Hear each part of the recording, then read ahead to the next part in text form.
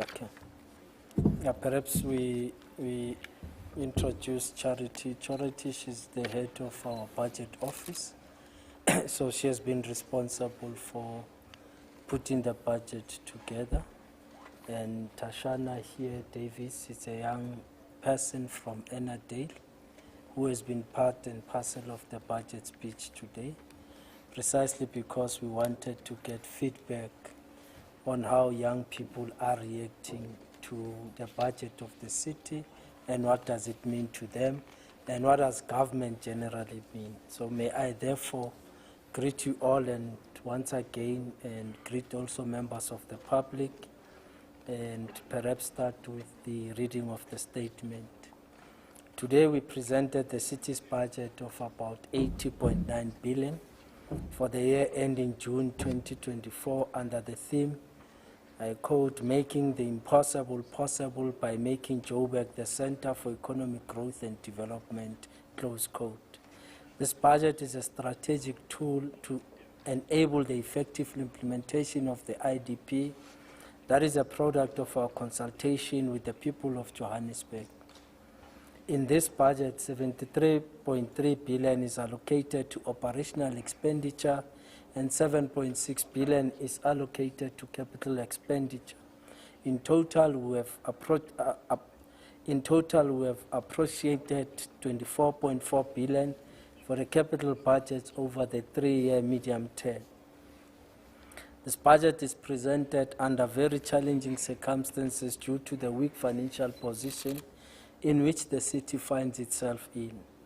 The current unfavorable economic conditions have further exacerbated the situation as it has negatively affected the affordability levels of the citizens of Johannesburg and the country at large. Let us be clear and explain that the root cause for the current state of our finances is a culminative of years of mismanagement, of lack of prudency in the custodianship of the city's coffers.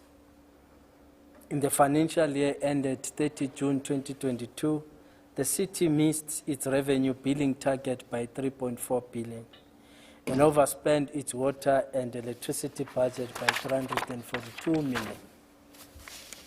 In the same year, the city registered a deficit of 1 billion against a target of a surplus of 1.1 billion, which was first in many years for the city.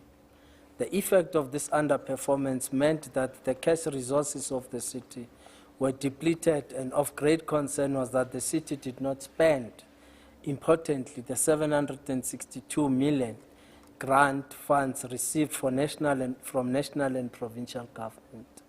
This meant that the people of the city were denied services worth at least 762 million as the funds were unfortunately returned to national treasury.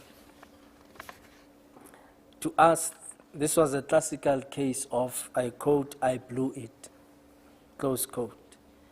It is with this context that we have to carefully consider competing priorities and allocate the limited resources available in an optimal way. This is also part of our strategic plan to restore the city's financial position. In this regard, we have adopted a prudent approach to determining our revenue and funding options, whilst emphasizing optimal spending of the budget. The approach includes a clear focus on the following: improving productivity and managing human resources effectively, intensifying intervention on reducing electricity and water losses, intensifying the implementation of revenue enhancement strategies to improve our revenue collection, exploring alternative funding resources, and developing partnerships with business and investor community, applying cash management strategies to build the cash reserves, and implementing the district development model by also practicalizing public-private partnerships to deliver the much-needed infrastructure. Our focus is to fund the pressing needs of our city, including initiatives to address the negative impact of load shedding on businesses and residents. In this regard, this budget will enable us to implement energy-efficient initiatives, including the rooftop PVA programs, and to respond efficiently to emergency and upgrade needs of the electricity network. We are alive to the economic hardships enjoyed by our residents, and this was a major consideration in determining our tariffs. Our tariffs are cost reflective and mainly driven by input costs from bulk service providers such as Eskom and Rand Water. And during our budget consultation process, many of our rate payers were aggrieved by the proposal on the rates increase of about 5.3%.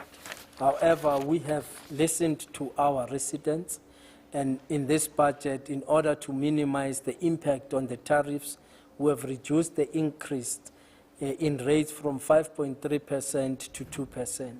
We have also revised the pensioner rates in response to the requests of our elderly residents of our city. However, the details that are contained in this budget, our task ahead may seem impossible, but we believe it is possible. We have been here before, and I think need to emphasize that we have been in this situation before, and the city was successfully restored through a focused program of action in a form of Equality 2000 and our GDS 2040 strategy.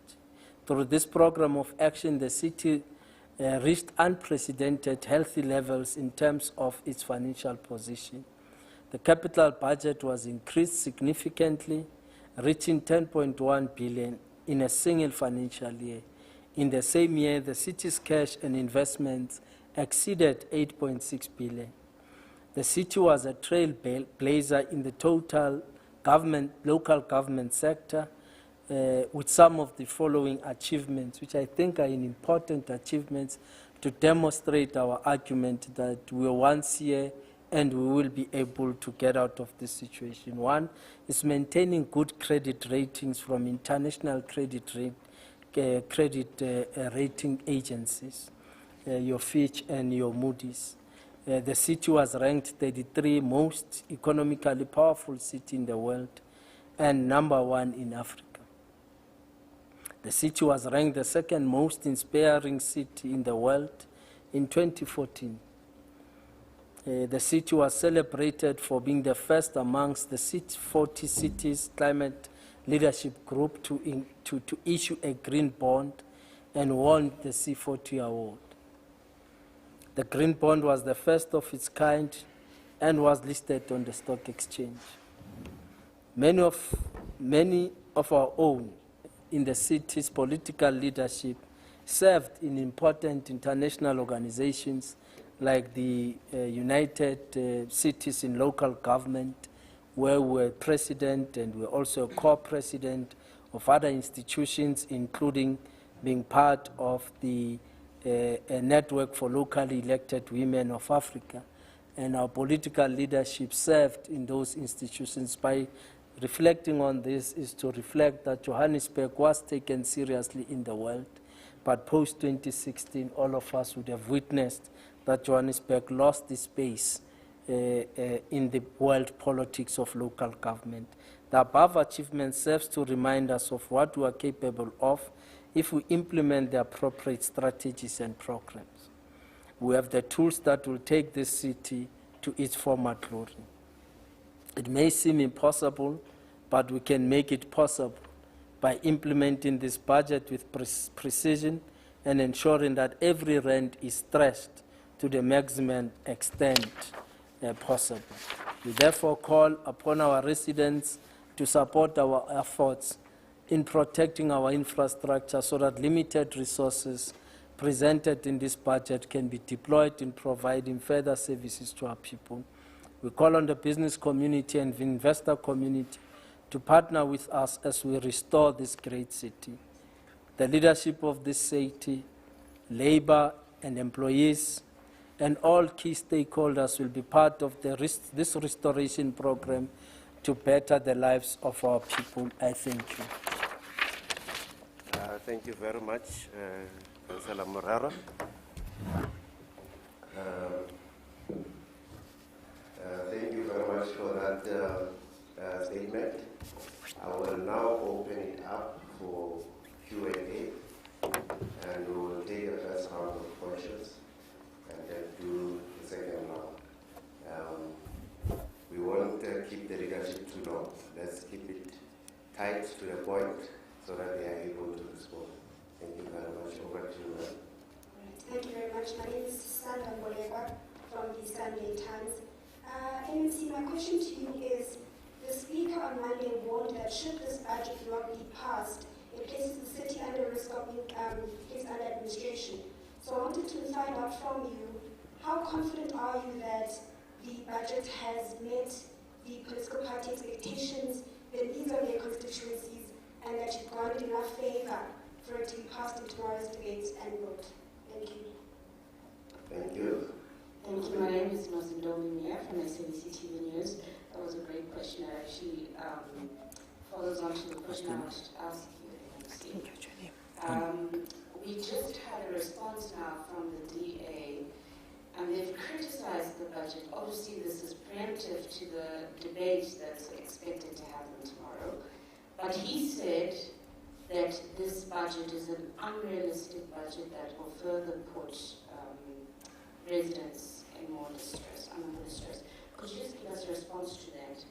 And with regards to some of the programs that you've spoken about with regards to load shedding, what is the city's plan in terms of mitigating against those residents who have obviously, because they're fed up and they're frustrated, now gone to alternative sources such as, solar, such as, whatever alternative, and now are no longer paying the tariffs, the city tariffs. What are you going to do in terms of trying to recoup that situation? And for the young lady next to you, as a young person, it's Youth Month, what were your thoughts about the budget and what was your biggest takeaway? Okay, that's, those are, okay, thank you.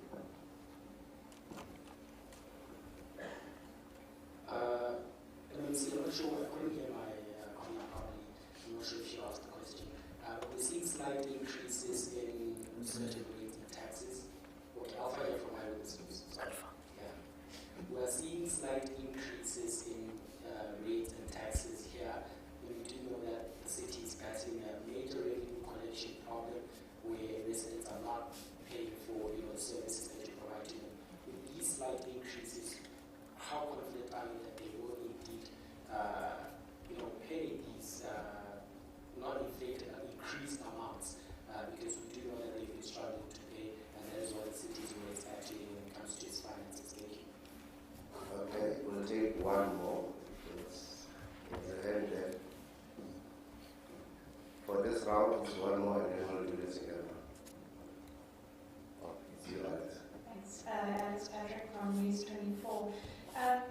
MMC, would you just speak to us about the protests that happened outside? Who was protesting and what were they protesting about? Thank you. Okay, thank you very much. MMC? Yeah, maybe let me start with the first one, and Charity will handle the one from Alpha on increases so that we explain it proper. Let me start with the protest of the trade union. This is based on an historical issue of aligning parity of workers in terms of their remuneration. It would have started just around 2015, 2016, which led to an agreement entered between government and labor, and they then agreed to adjust the parity and the salaries of employees in the city. Remember, we went through a process also of amalgamating or migrating some workers from MOEs into core as a result of a program that we called Pagama program. So eventually these matters started and which then led to a wage dispute or an industrial action in 2015. Now we are addressing the issue of workers. This will cost the city just over 2 billion to eventually address and close this matter. So what we have then done through a budgeting process, because as you know, that our finances are not at the stage where we want it to be, we then said in year one, which is 2023, we'll put an amount of 416 million towards addressing the PFA, which is a political facilitated agreement, which was reached between Labour and government. Of course, next year we are looking at another allocation into the same amount, so that in a 3-year process we think would have closed this thing.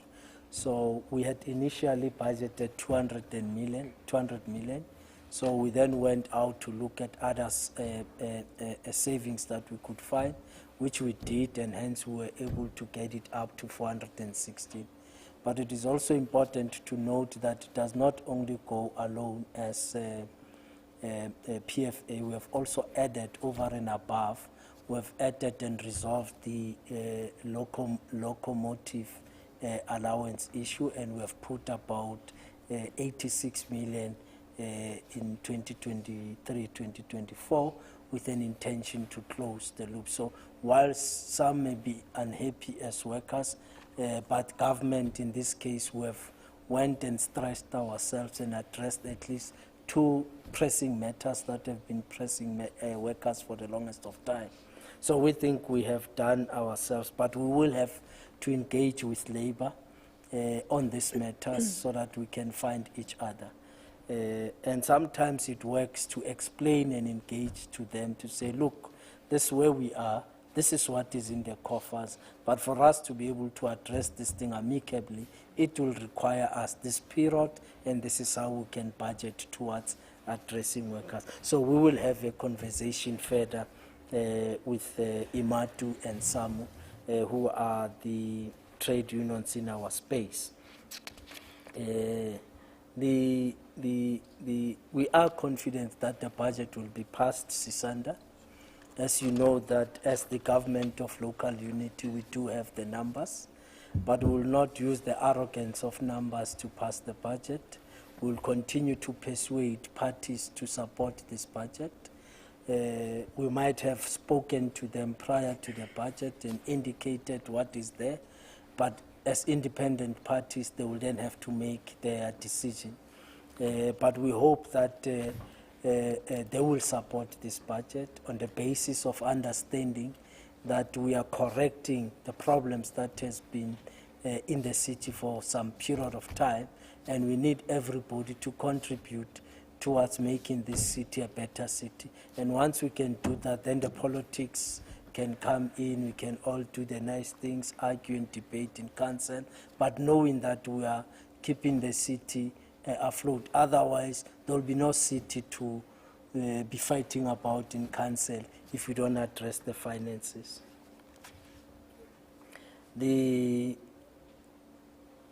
I don't know what they would have said in criticizing the budget, so I do not have the ability to can respond. But one, our collection rate has moved from 80%. When we came in January, we found it at 80%. We put systems in place. One, we implemented a revenue collection war room. We implemented a billing war room, which has been meeting on a regular basis, responding to queries on billing, ensuring that we try as much as possible that our billing is accurate, and on the same time, the other billing, revenue collection war room was busy ensuring that we collect from those that will owe us, whether it's business, domestic. So we've increased our collection rate, which is now sitting at about 86%.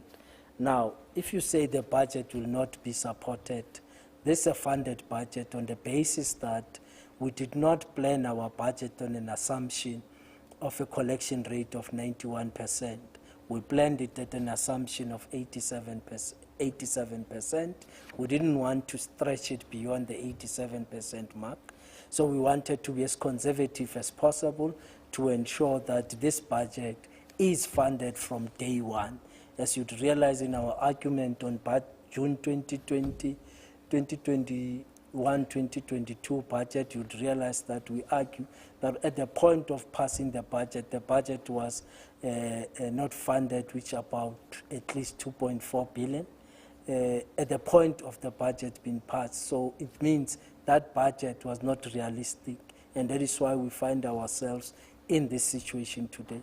So we said this budget must be smart, must be realistic, and must respond at the same time to the needs of our communities and balance to ensure that we have a more balanced budget.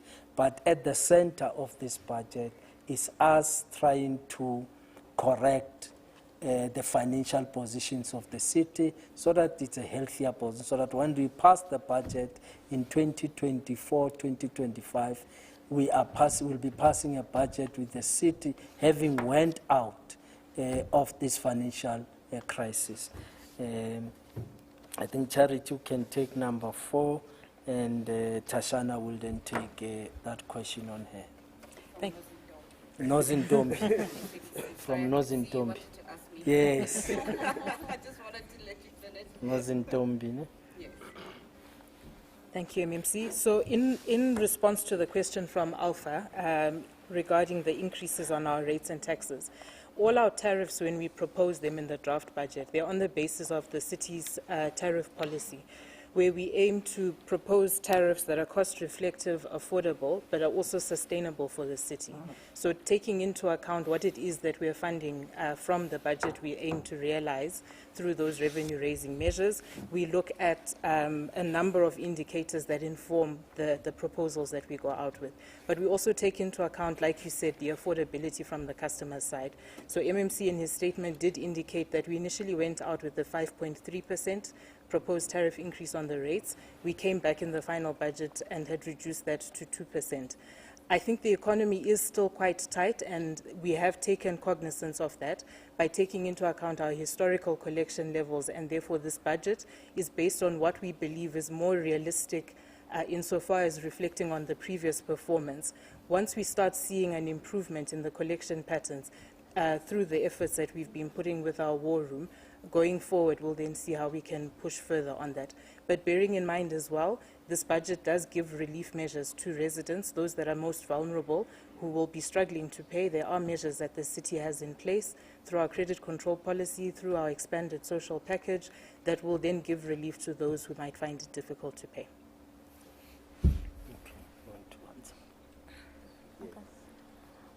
I think that the budget is people-friendly as it meets the needs of our communities as well as the people in our communities. And I think with the support of the people in the communities, our budget will be successful, as teamwork makes the dream work after all. You missed the one part. Which part of the budget for you stood out as a young person?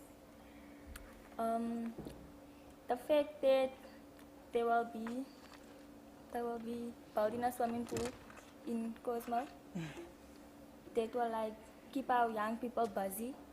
The fact that load shedding will be decreased will keep our young people busy, as they will not be in the streets, as they can watch television and things.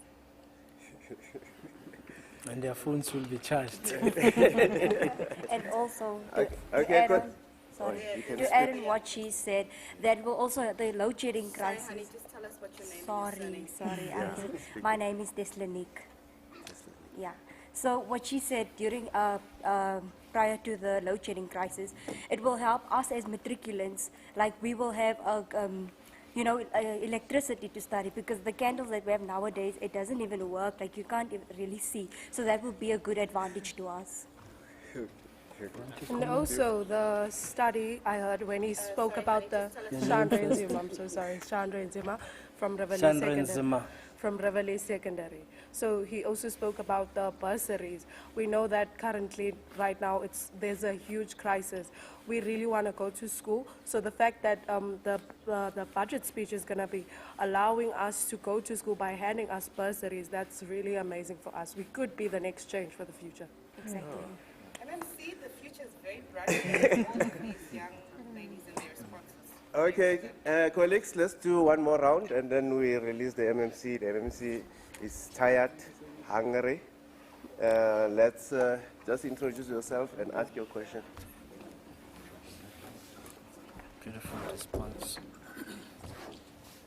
MMC, it's Cllr from the virtual part of SMC. You talked about a time where the city was ranked high and it was desirable.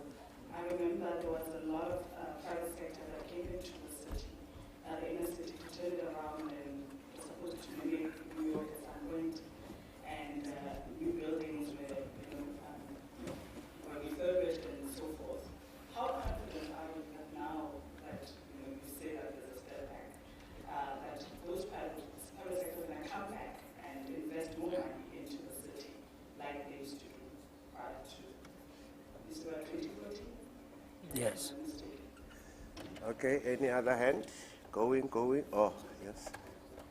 Afternoon, everyone. I'm Sylvia from UFM. The administration is under threat again with the HDC bringing the motion no contest. Does that concern you? Okay, Alfie, last one. Kima, or Alpha. Alpha here from BML again. Just a clarity seeking question. I think the budget for water infrastructure has been tripled actually from about 933 million to, if I'm correct, I think just a little bit over 3.4 billion. Just check the increase. How exactly you fund this budget, because it's quite a massive increase that was seen. Okay, thank you very much, MMC. Let's take the first question by Ngobani. Truth is, the private sector and business do analyze and look at the leadership at the helm of the organization so as they can make their minds. Now, part of what we are doing, we've taken a proactive decision that we are going to be engaging directly with the private sector and big business in Johannesburg for them to play a part in ensuring that we can change the city and make sure that its financial position is good. And one of the things that we have done immediately was to engage those that were unhappy with their billing, and they were querying their billings, and we have been engaging with them directly to try and find each other so that we can collect, and they have shown an interest and willingness to pay. But before they pay, they say, sort out this query that we have. So we have cleaned and sorted quite a number of queries that were raised by big business in Johannesburg. And we have now realized the payments, which they've now started paying the city with ease. Two, they have also indicated that they would want to participate in helping us to grow the city. So those discussions and engagements are ongoing. I could also indicate our initial engagements with some of our councillors who have been engaging with Transnet in the inner city with the view of ensuring that this Transnet has a number of assets and properties should remain in the inner city. So those are the debates that we're having, but we want to increase the level of engagement with the private sector, because they should also understand that Johannesburg remains an economic hub, and therefore we must ensure that we contribute to the national GDP and generally the growth of South Africa. It's here in Johannesburg, so Johannesburg must do something. So we are engaging with the private sector. We are confident that the private sector will see value in the current leadership, because we think by this project we are presenting a particular sense of demonstrating that we have the ability to manage the public purse and manage generally the finances of the city towards ensuring growth. And if the city grows, it means business will grow. So we have to ensure that we contribute. Monk will not succeed. It has been, I think there's a programming committee this week to approve whether it will be on the agenda or not. Should it be on the agenda, I could say outrightly it will not succeed. As you know, that the coalition government currently, which is a government of local unity, has the required 136 numbers to keep itself in government. So we are sitting at 139. in terms of this coalition. And I don't know if other parties like the Democratic Alliance, which is one of the big parties with at least 71 seats, if it will support Action SA. I doubt that the DA has appetite at this stage to support Action SA in their bid to present a motion of no confidence. So I don't think the Democratic Alliance will even attempt to support Action SA. So Monk will not succeed. It will die flat, knowing that the other parties like the Democratic Alliance, it's not going to have appetite to support Action SA. They've been betrayed by Action SA many times in this chamber, so they are not going to support them. We know that for a fact. I think Charity can deal with the water issues, but before she goes into the deeper issues, we took a view that we have to invest in saving our infrastructure, especially the water infrastructure. And hence we thought of increasing, because water is currently bringing the revenue that we require. Therefore, let's ensure that that infrastructure is saved by going in there, replacing pipes, and doing all sorts of things, because we need to protect the revenues. But Charity will add more technically on the issues. It's quite a simple answer, actually.